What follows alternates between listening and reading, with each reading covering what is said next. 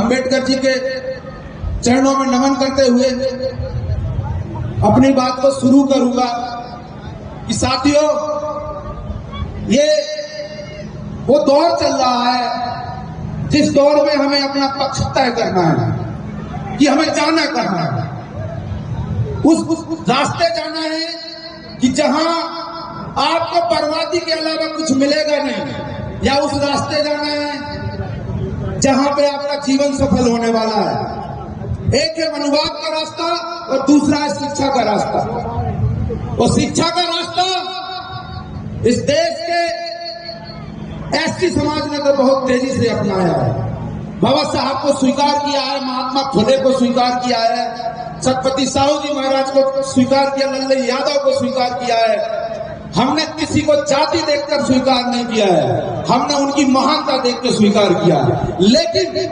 अब एसटी समाज इतना जागरूक हो गया है कि आज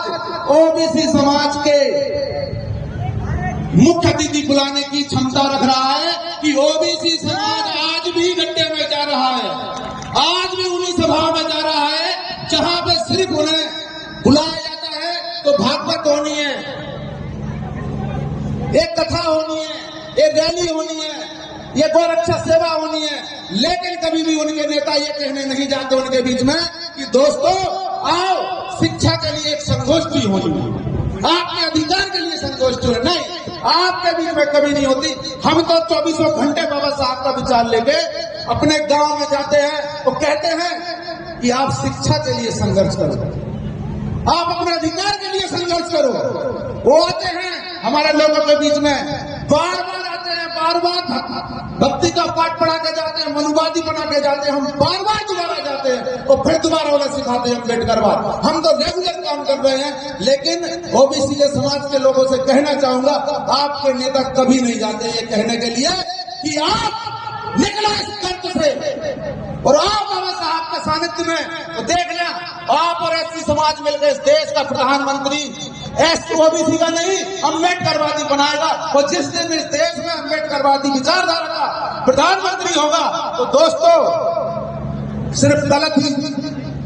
सिर्फ दलित और ओबीसी समाज ही नहीं सुरक्षित रहेगा, इस देश का ब्राह्मण, ठाकुर, बनिया, हर एक समाज का व्यक्ति सुरक्षित अपने आप को महसूस करेगा, क्योंकि बाबा साहब का संविधान सबको समान अधिकार देता है। हाँ, कुछ लोग कहते हैं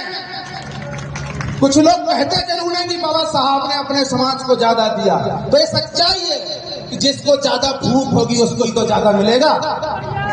जिसका भूख होगी वही तो ज्यादा खाएगा। तो बाबा साहब ने समानता का अधिकार दिया, चाहे वो शिक्षा का हो चाहे रोजगार का हो। और दूसरी बात, महिलाओं के लिए तो उन्होंने